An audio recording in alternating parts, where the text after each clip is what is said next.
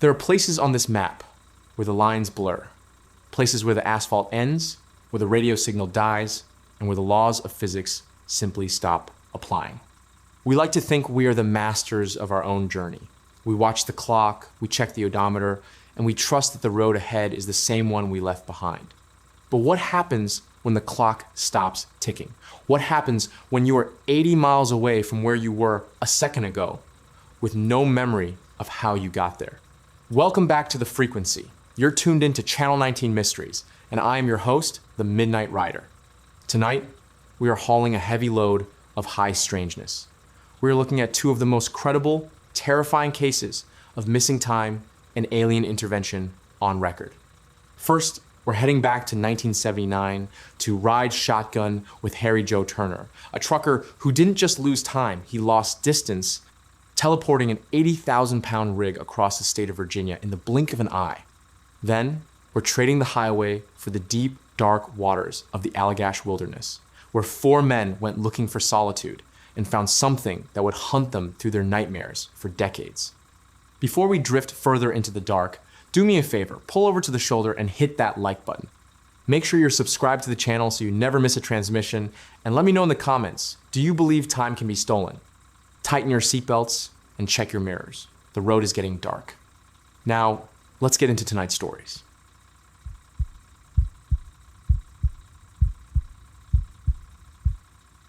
The 18-wheeler that teleported. For a long-haul trucker, the cab of an 18-wheeler is more than just a workspace. It is an isolated, rolling fortress.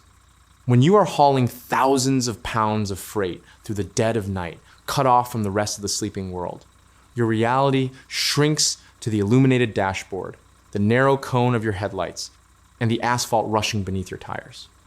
Long before the era of smartphones, satellite tracking, and GPS, your only true lifeline was the CB radio. If you wanted to feel tethered to humanity, you kept that dial locked firmly on Channel 19, letting the steady stream of static, trucker handles, and road warnings fill the heavy silence of the cab. Today's story takes us back to the golden era of the American independent trucker. It is a fully documented, widely investigated account of a man who experienced something so profoundly terrifying on a lonely stretch of Virginia highway that it completely shattered his understanding of reality. It is a story about the ultimate fear of the open road. Losing control, losing time, and encountering something in the dark that simply should not exist. This is the incredible, true story of Harry Joe Turner. The date was August 28th, 1979. Harry Joe Turner was a 28-year-old professional truck driver. By all accounts from those who knew him, Harry was a grounded, no-nonsense, hard-working guy. He was not a man prone to tall tales or flights of fancy. He drove a massive cab-over tractor trailer, the kind where the cab sits flat and high directly over the engine, and he took immense pride in his profession. He knew his rig inside and out, he knew the East Coast highways like the back of his hand, and he relied on his CB radio to navigate the long, lonely stretches of his routes. On this particular evening, Harry was tasked with a relatively straightforward, albeit tedious, regional run. He was picking up a massive load of mixed groceries, primarily ketchup and canned goods, from a distribution center in Winchester, Virginia. His destination was a receiving warehouse down in Fredericksburg, Virginia. The drive between the two cities was roughly 80 miles. To get there, Harry had to take US Route 17, a twisting, 2-lane highway that cut its way through the rugged foothills of the Blue Ridge Mountains and dense, dark patches of Virginia woodland. It was a kind of road that demanded a driver's full attention, full of blind curves, steep grades, and long stretches, with absolutely no streetlights or signs of civilization. Harry pulled out of the Winchester depot late in the evening. The weather was miserable. A heavy, relentless rain was coming down, slicking the blacktop and reducing visibility. The rhythmic, thudding slap, slap, slap of his massive windshield wipers did little to clear the deluge. As he settled into the drive, shifting through the heavy gears and listening to the low, powerful rumble of the diesel engine beneath his seat, Harry reached up and adjusted his CB radio. He tuned it to Channel 19, hoping to catch some chatter from other drivers out braving the storm. He wanted to know if there were any accidents ahead or if the rain had washed out any sections of the route. But as he merged onto Route 17 and left the lights of Winchester behind, the radio was dead. There were no voices. There were no warnings. There was only a thick, heavy, unbroken wall of static hissing through the cab's speakers. Harry was entirely alone. By approximately 11:15 p.m., Harry had navigated a significant portion of the route. He was deep into the most desolate, heavily wooded section of Route 17. The rain was still coming down in sheets, and the darkness outside the cab was absolute. Suddenly, the monotonous hiss of the CB radio on Channel 19 shifted. The static didn't clear to reveal a voice. Instead, it warped into a high-pitched, oscillating whine that set Harry's teeth on edge. It sounded like violent electrical interference. Harry frowned, taking one hand off the massive steering wheel to reach for the dial, assuming his antenna was acting up in the storm. Before his fingers could touch the radio, his entire world erupted in blinding light. It didn't come from the sky, and it didn't come from the road ahead. The light hit him from behind. It was so intensely bright, so searingly white, that it reflected off his large side view mirrors with the force of a physical blow, instantly blinding him. It looked as though a massive, silent freight train had crept up directly onto the bumper of his trailer and thrown on its high beams. Panic spiked in Harry's chest. He immediately checked his mirrors, squinting against the excruciating glare, trying to see who or what was riding his bumper on this dangerous, rain-slicked mountain road. But he couldn't see a truck. He couldn't see headlights. The light was entirely diffuse. A massive glowing wall of absolute white that seemed to be completely swallowing the rear of his 60-foot trailer. Then, the physical anomalies began. The deep, reliable roar of his diesel engine abruptly choked. The massive tractor-trailer violently shuddered as it began to rapidly lose power. The dashboard gauges, the speedometer, the air pressure dials, they all instantly dropped to zero. The headlights cut out, plunging the road ahead into total darkness. The truck was dying, coasting blindly down a wet mountain highway at night. Harry pumped the brakes, desperately fighting the heavy, unpowered steering wheel, trying to keep thousands of pounds of steel and cargo from careening off the road and down into the forested ravines. As the truck slowed to a crawl, the blinding white light detached from the rear of the trailer and swept forward, completely enveloping the cab. Harry Joe Turner was a tough man, and he was prepared for trouble on the road. Fearing he was being targeted by hijackers, a very real threat for truckers hauling valuable cargo in the late 1970s, he reached under his seat and grabbed his personal firearm, a fully loaded 8-shot 32 caliber revolver. He gripped the cold steel of the gun, his heart hammering against his ribs, staring at the passenger side door as the blinding light outside grew impossibly bright.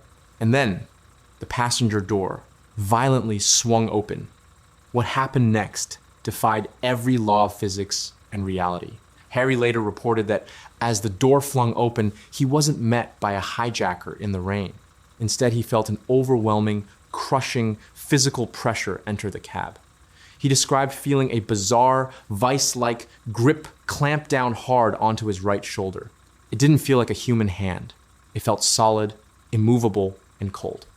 Pure adrenaline-fueled terror took over. Harry raised his 32 caliber revolver, aimed it squarely at the open doorway, and began pulling the trigger as fast as he could. Bang, bang, bang. He emptied the entire cylinder into the blinding white light. But the grip on his shoulder did not loosen. Instead, a wave of profound, heavy dizziness washed over him. The blinding light seemed to pierce straight through his eyes and directly into his brain. The sound of his own gunshots faded into a muffled hum. And then, absolute, terrifying blackness.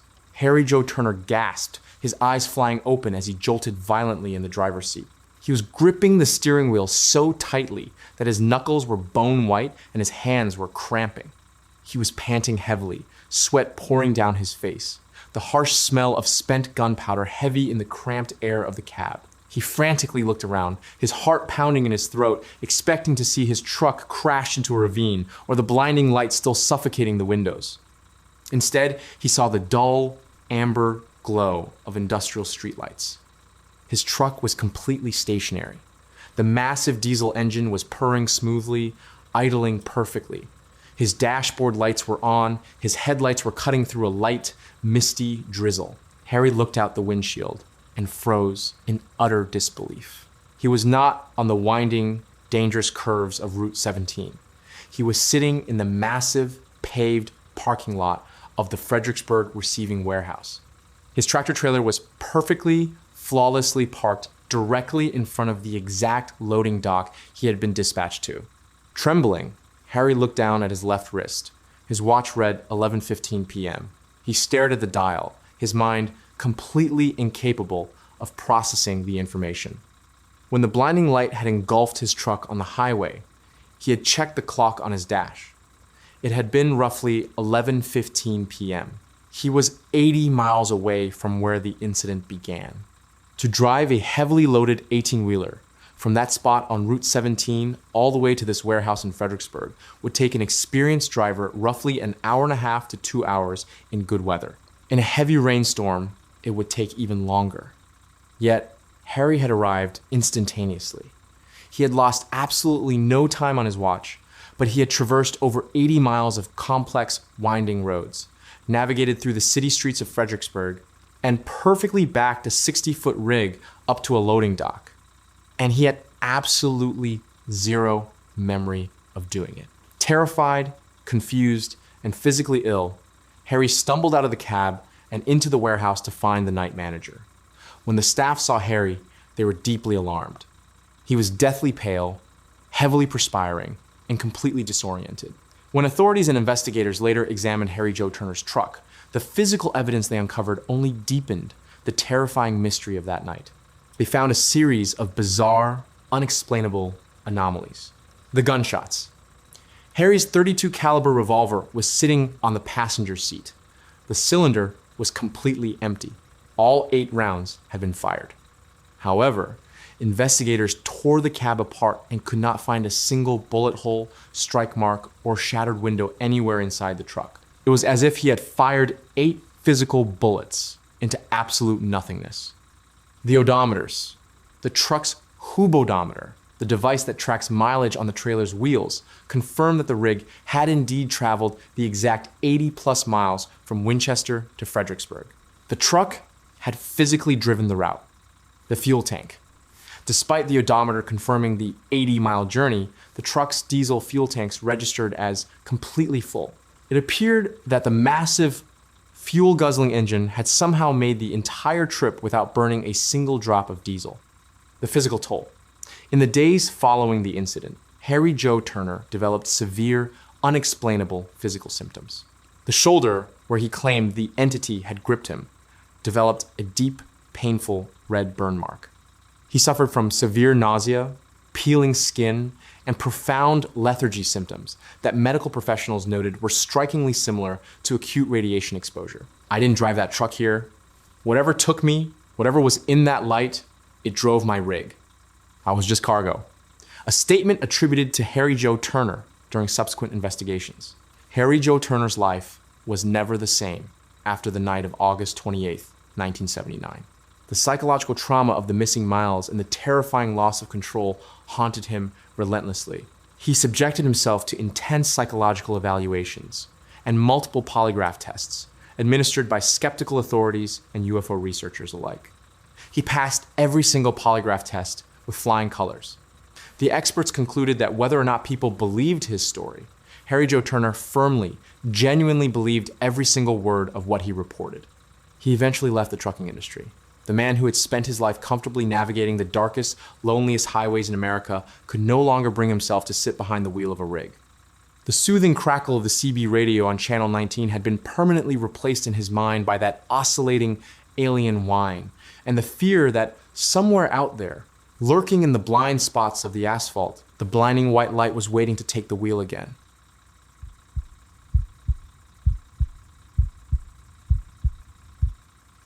The true story of missing time and alien abduction.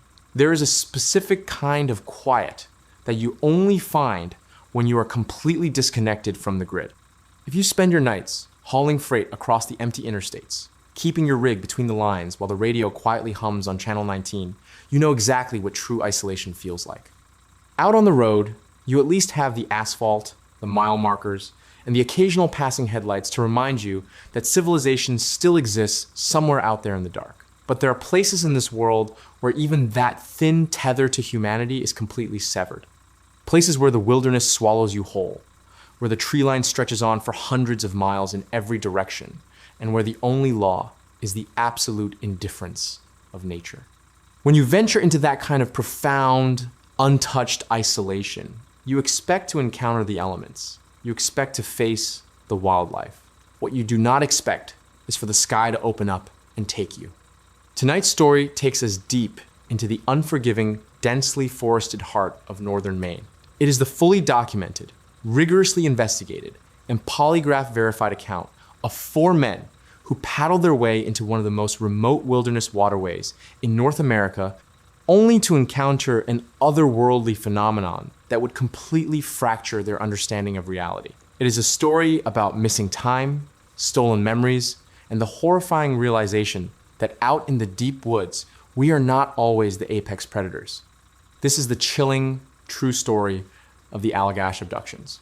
In the late summer of 1976, 4 close friends and classmates from the Massachusetts College of Art decided they needed a desperate escape from the suffocating concrete noise and academic pressure of Boston.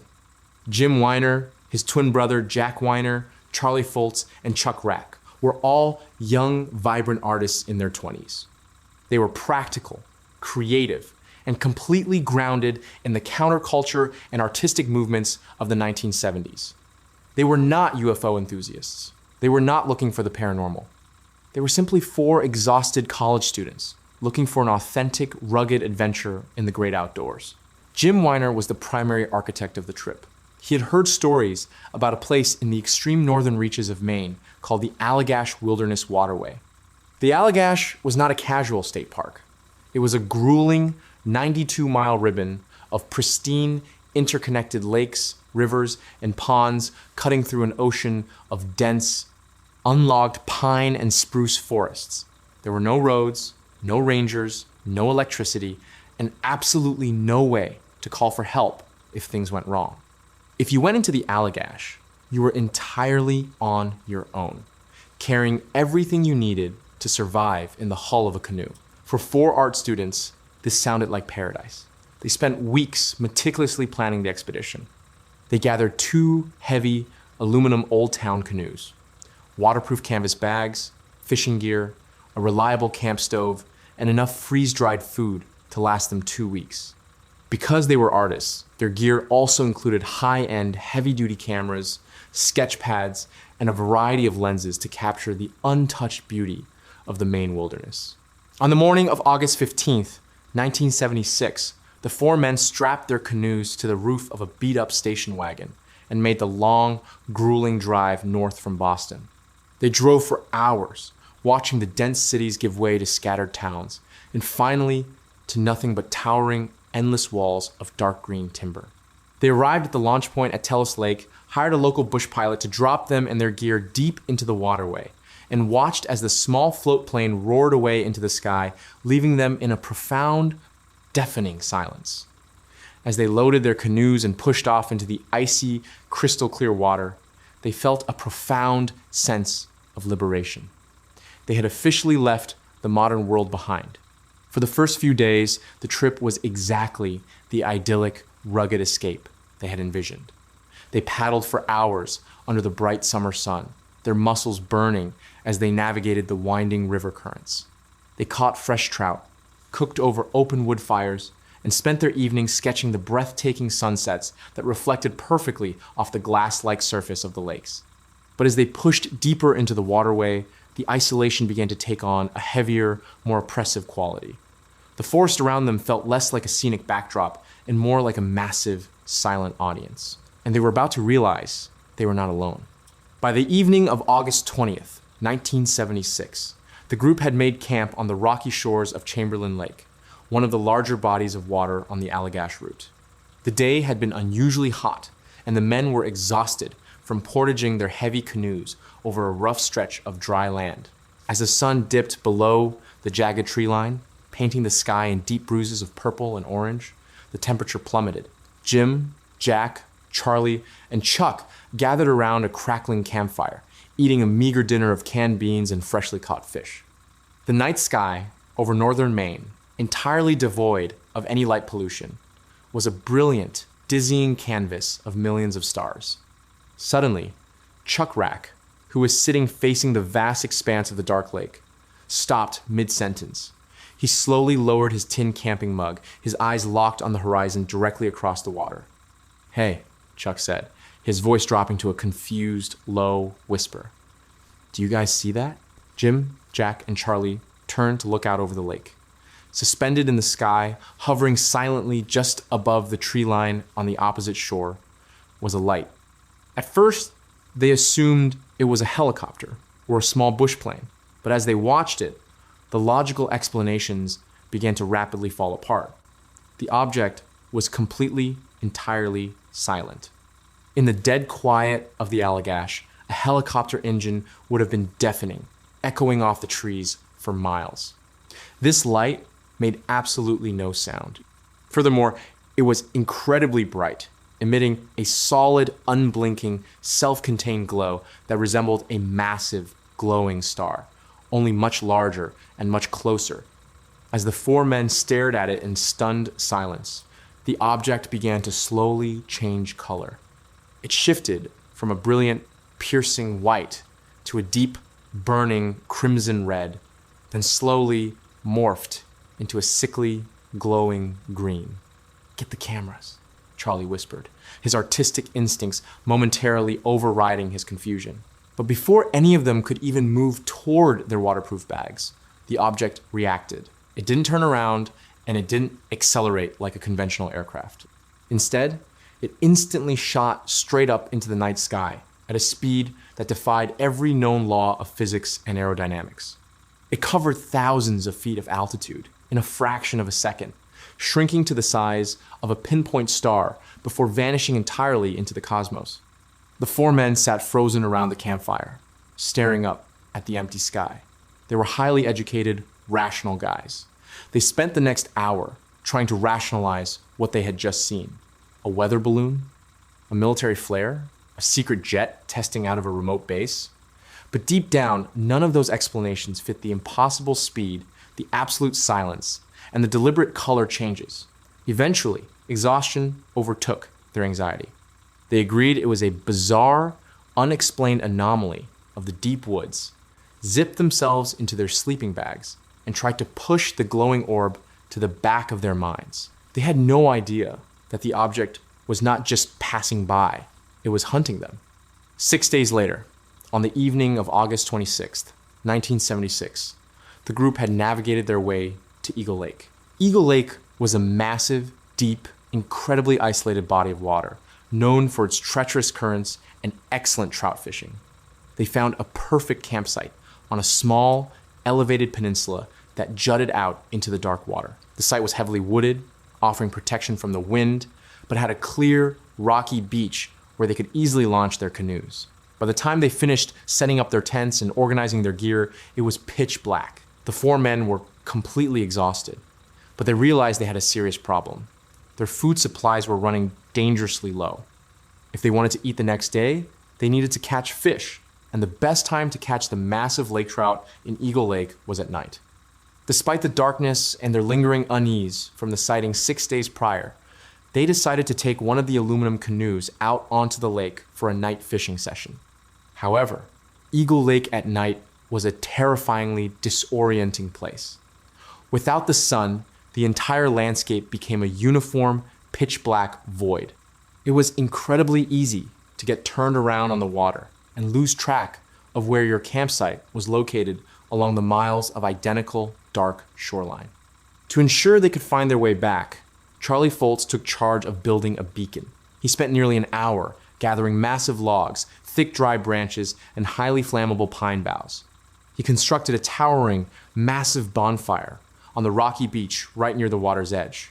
When he finally struck a match and lit it, the fire roared to life, shooting flames 8 feet into the air. It was a massive, crackling inferno, that illuminated the surrounding trees and cast a brilliant, flickering orange glow far out onto the surface of the lake. "That should burn for at least 3 or 4 hours," Charlie announced, wiping soot from his hands. "There is absolutely no way we can miss that from the water." Satisfied with their massive beacon, Jim, Jack, Charlie, and Chuck grabbed their fishing poles, a flashlight, and climbed into the large aluminum canoe. They pushed off the rocky shore, the metal hull scraping loudly against the stones before gliding silently into the deep, black water. They paddled out several hundred yards, putting a significant distance between themselves and the shoreline. The massive bonfire on the beach looked like a tiny, comforting orange star in a sea of absolute darkness. They dropped their lines into the cold water and settled in. For a while, the only sounds were the gentle lapping of the water against the aluminum hull and the occasional soft click of a fishing reel. It was peaceful. It was exactly the kind of deep wilderness serenity they had come to Maine to find. And then Chuck Rack turned his head, and the serenity shattered. "Guys," Chuck said. His voice wasn't a whisper this time. It was tight, strained, and filled with a sudden, absolute panic. "Look behind us!" Jim, Jack, and Charlie turned around, their eyes scanning the darkness above the tree line on the opposite shore of the lake. It was back. Rising silently from behind the towering spruce trees was the exact same object they had seen 6 nights earlier at Chamberlain Lake. But this time, it wasn't a distant anomaly. It was much, much closer, and it was significantly larger. The object was a massive, perfectly spherical orb of intensely bright, churning light. It was hovering roughly 200 to 300 feet above the water, perfectly silent, casting a bizarre, sickly, pale glow across the dark surface of Eagle Lake. As they watched in paralyzed horror, the object began its terrifying color cycle again, shifting from blinding white to crimson red, then to a deep, toxic green, and finally settling on a brilliant, pulsating yellow. Charlie Foltz, desperately clinging to logic, grabbed the heavy waterproof flashlight from the bottom of the canoe. It was a powerful, military-grade torch. He aimed it directly at the massive, hovering orb and flashed the light in a desperate, frantic SOS pattern. ... .. For a terrifying second, nothing happened. The massive yellow orb just hung there in the sky, an impossible sun in the middle of the night.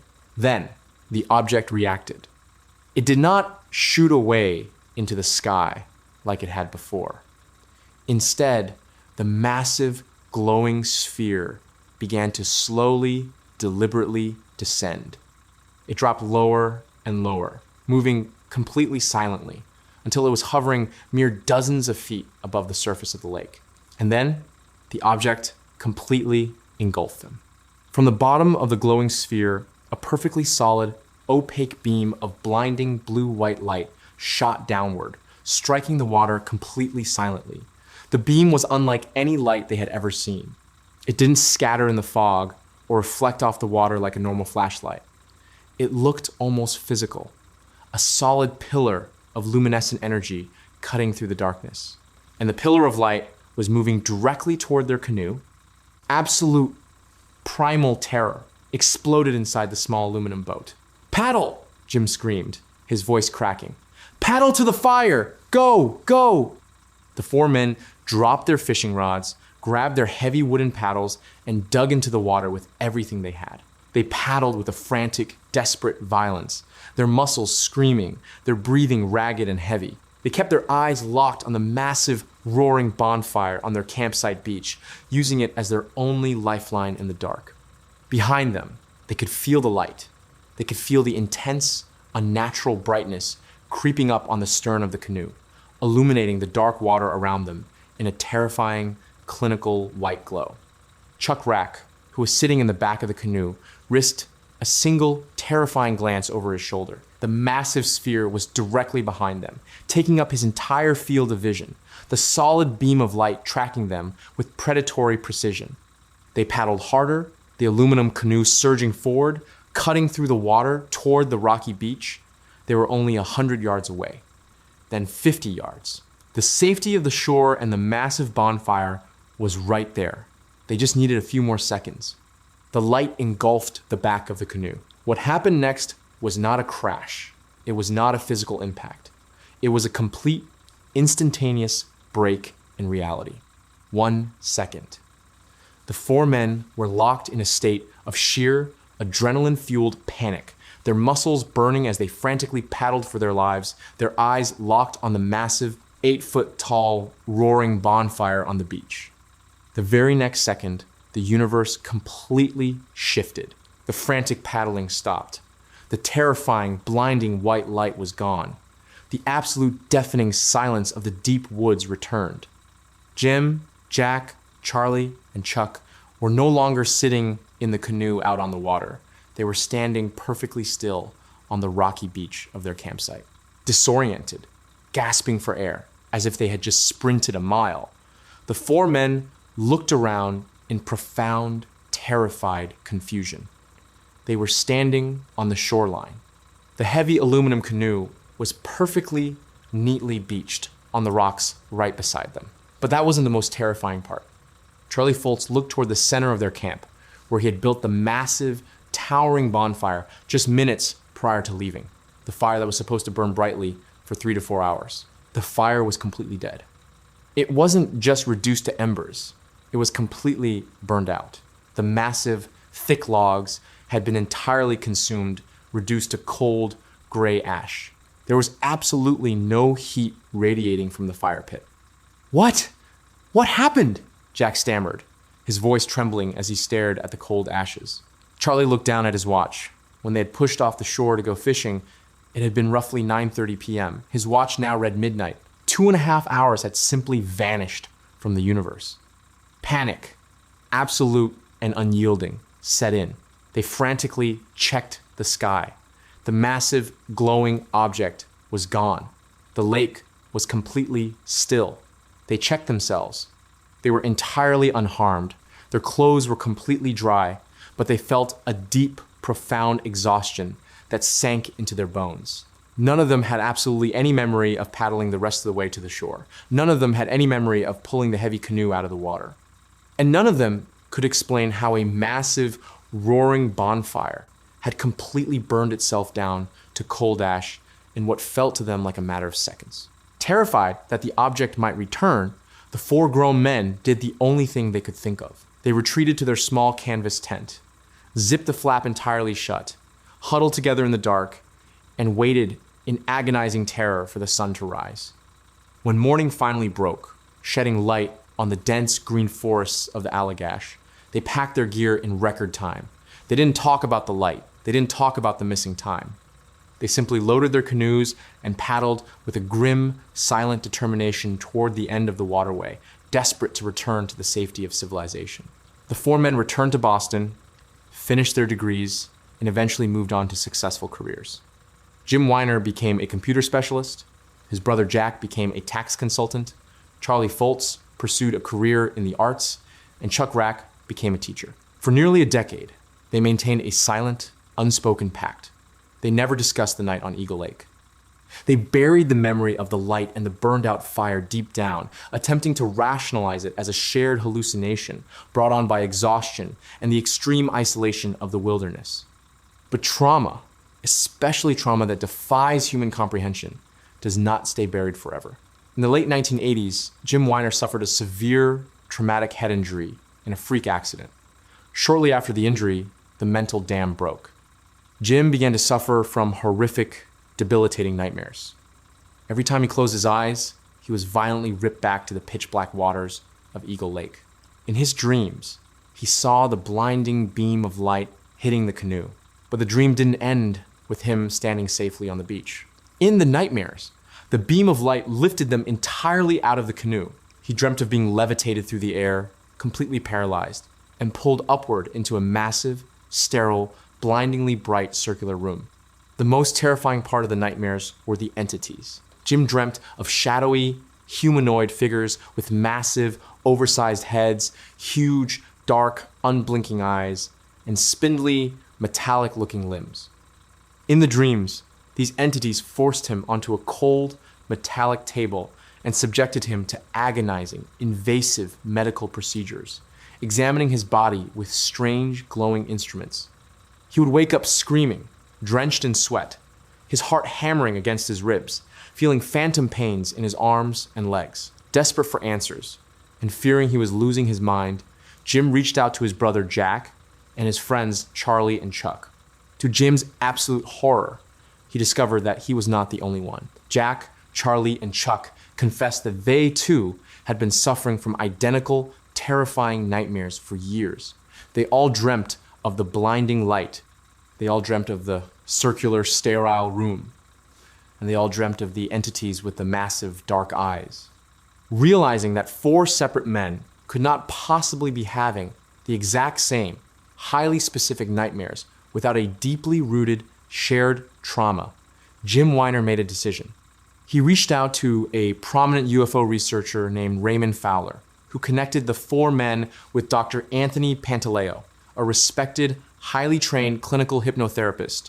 In 1988, 12 years after the incident on Eagle Lake, the 4 men agreed to undergo rigorous, individual, regressive hypnosis sessions. To ensure the absolute integrity of the investigation, Dr. Pantaleo placed the men under strict conditions. They were hypnotized separately, in different rooms, on different days. They were completely forbidden from speaking to one another about their sessions or comparing notes. Dr. Pantaleo wanted to see if their subconscious minds would reveal the truth about the 2.5 hours of missing time. What the hypnosis sessions revealed remains one of the most terrifying, deeply correlated abduction accounts in recorded history. Under deep hypnosis, perfectly isolated from one another, Jim, Jack, Charlie, and Chuck recalled the exact same horrific sequence of events. They all remembered frantically paddling toward the campfire. They all remembered the solid beam of blue-white light striking the canoe. Under hypnosis, the memory continued. They remembered the light instantly paralyzing them. They were completely unable to move or speak. They described feeling a sudden, intense sensation of weightlessness as their bodies were violently pulled upward, directly out of the canoe and into the hovering, massive orb. Their descriptions of the interior of the craft were shockingly identical. They described a massive, circular room with curved walls that seemed to be made of a seamless, dull, metallic material. The light inside the room was completely diffused. There were no visible fixtures, but the entire room glowed with a blinding, sterile brightness. And then they described the entities. All 4 men, under separate hypnosis, drew exact, terrifyingly similar sketches of their captors. Because they were all trained, professional artists from the Massachusetts College of Art, their sketches were not crude doodles. They were highly detailed, anatomical renderings of the beings. They drew creatures that were roughly 4 to 5 feet tall, with frail, extremely thin bodies. Their heads were massive and teardrop-shaped, completely devoid of hair, ears, or a prominent nose. Their most striking feature was their eyes' massive, wraparound, pitch-black voids that conveyed absolutely no emotion or empathy. They described the entities having only 4 long, spindly fingers on each hand. The men recounted being stripped of their heavy winter clothing and placed on completely flat, cold metallic tables. They remembered the entities performing a series of highly invasive, clinical, and painful physical examinations. They described the beings taking skin samples, scraping the insides of their mouths, and using long, needle-like metallic instruments to probe their eyes, joints, and spines. Through it all, the men felt a crushing sense of absolute helplessness. They reported that the entities communicated with them, but not using words. They communicated directly into the men's minds using telepathy, projecting a cold, emotionless command. Do not resist. Do not move. We will not harm you. After what felt like hours of agonizing examination, the men remembered being instructed to put their clothes back on. The entities then guided them toward a glowing portal in the floor of the circular room. The final memory they all shared under hypnosis was the sensation of falling through the air, completely paralyzed, before suddenly waking up standing on the rocky beach of Eagle Lake, staring at a massive, burned-out fire, missing 2.5 hours of their lives. When the results of the hypnosis sessions were compiled and compared, the investigators were stunned. The level of correlation between the 4 separate accounts was unprecedented. They describe the exact same craft, the exact same room, the exact same medical procedures, and the exact same entities, right down to the number of fingers on their hands. However, skeptics immediately attack the case. They argue that hypnosis is unreliable, that the men had subtly influenced each other over the years, or that they were simply seeking fame and fortune with a wild, fabricated story. To silence the critics, Jim, Jack, Charlie, and Chuck made a final, definitive move. They voluntarily submitted to a battery of rigorous, independent polygraph tests administered by a highly trained, skeptical law enforcement examiner. The examiner asked them direct, pointed questions. Did you lie about seeing the glowing object? Did you fabricate the story about the missing time? Did you invent the memories of the abduction and the entities? All 4 men passed the polygraph examinations completely. The examiner concluded that regardless of what the general public believed, Jim Weiner, Jack Weiner, Charlie Foltz, and Chuck Rack firmly, fundamentally believed that every single detail of their terrifying ordeal actually happened. The men never made millions of dollars off their story. They never became famous celebrities. They simply returned to their quiet lives, forever burdened by the knowledge of what resides in the deep, untamed darkness of the wilderness. The Allagash abductions remain one of the most chillingly cohesive, well-documented cases of unexplained phenomena in modern history. It serves as a terrifying reminder that when we venture off the grid, far away from the safety of streetlights, highways, and the steady hum of Channel 19, we are completely at the mercy of the unknown. Well, folks, those are the kinds of stories that make you check your mirrors a second time and think twice before venturing too deep into the tree line. Whether it's a rig teleporting across Virginia or 4 friends losing time in the Maine wilderness, it reminds us that the map doesn't always tell the whole story. You've been tuning into Channel 19 Mysteries, and I'm your host, The Midnight Rider. If these tales kept you awake tonight, do me a favor, hammer down on that like button and subscribe to the channel. It helps keep our signal strong and the stories coming. I want to hear from you in the comments below. Do you believe Harry Joe Turner really slipped through a crack in reality? And what do you make of the Allagash 4? Let me know your theories.